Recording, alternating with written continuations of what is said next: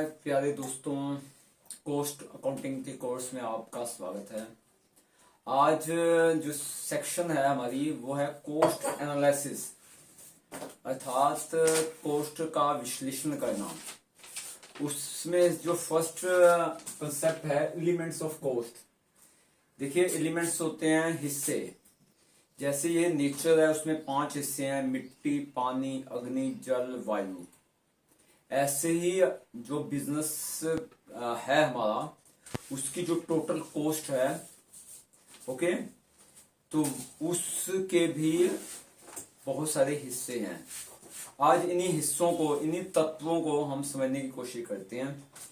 First है raw material cost, second है labour cost and other cost.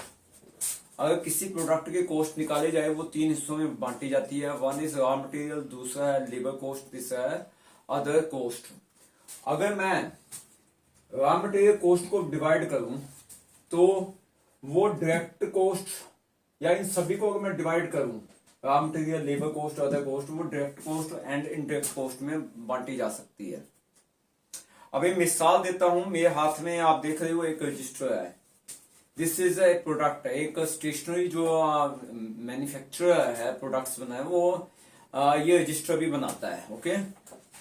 Okay, तो इसमें जो डायरेक्ट कॉस्ट क्या होगी इस रजिस्टर को बनाने के लिए? डायरेक्ट मटेरियल लगा, यानी इसमें पेपर लगा, इसमें देख रहे हो आप इंक भी लगी हुई है, लाइनें लगी हुई हैं, इसके बाहर कवर लगा, तो यह है इसकी डायरेक्ट कॉस्ट का हिस्सा है। सीधी लागत इस सामान को खरीदने के लिए जो इसको रॉ मटेरियल लगा, वो क्या थी, उस पेपर को कैसे बनाया, वो वुड थी। ओके, तो उसका पेपर, कच्चा पेपर आया जिसने खरीदा इसको, ओके, इस रजिस्टर को बनाने के लिए। डायरेक्ट लेबर, कुछ वर्कर लगे जिसने कच्चे पेपर से मशीन में डाला, उसको पिन किया, तो वो डायरेक्ट लेबर कॉस्ट हो गई। उनकी वेजेस, उनकी मजदूरी।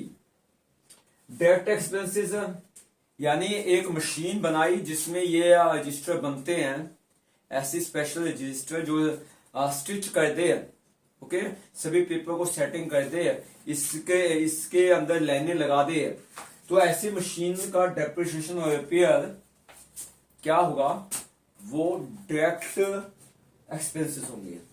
ओके, अब देखिए क्या direct material, direct labour, direct expenses, ये प्राइम कॉस्ट आ गई है। ओके, और प्राइम कॉस्ट में हम जितना भी है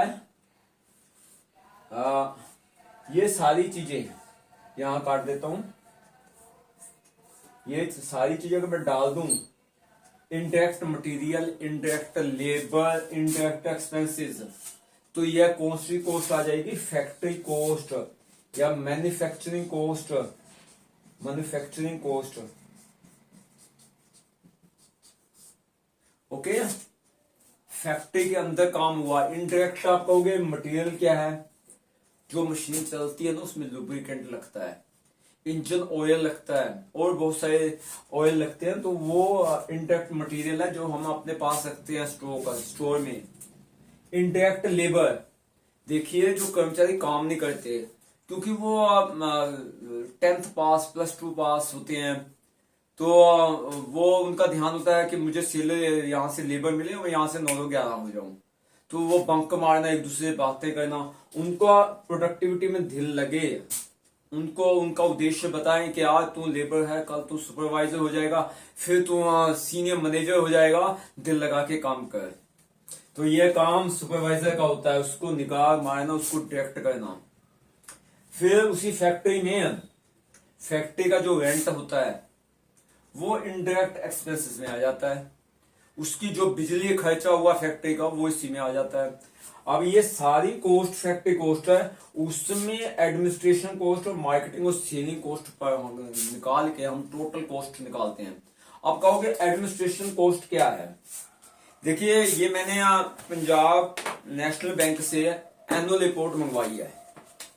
हमने कॉस्ट, फैक्ट्री कॉस्ट तो निकाल ली इसकी कि भैया ये ये direct material, direct labour, indirect expenses, indirect labour, indirect material, indirect expenses डाल के ये इसकी कॉस्ट निकल गई है फैक्ट्री।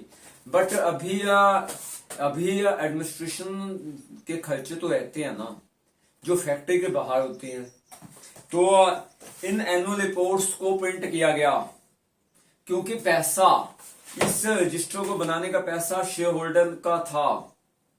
ओके, तो हमारी रिस्पॉन्सिबिलिटी थी, एडमिनिस्ट्रेशन की रिस्पॉन्सिबिलिटी थी, उनको प्रिंटेड एनुअल रिपोर्ट्स दी जाए, उनको कहा जाए कि उनका पैसा डूबा नहीं है, हमने खून पसीना करके हर साल एनुअल रिपोर्ट बनाते हैं, उसमें बैलेंस शीट बताते हैं, प्रॉफिट एंड लॉस बनाते हैं, ताकि उनको पता लगे उनका पैसा एक एक हमने ईमानदारी से खर्च किया है और अपनी प्रॉफिटेबिलिटी को बढ़ाया है।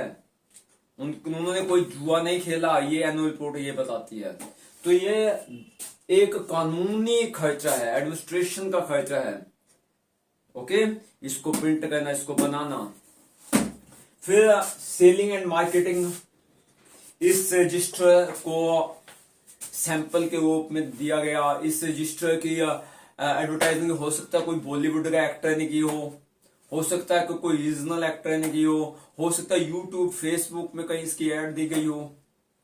तो ये सारे खर्चे सेलिंग मार्केटिंग के खर्चे होते हैं। हो सकता है इसकी एक वेबसाइट बनाई गई हो, उसका डोमेन होस्टिंग का चार्जेस दिया गया हो।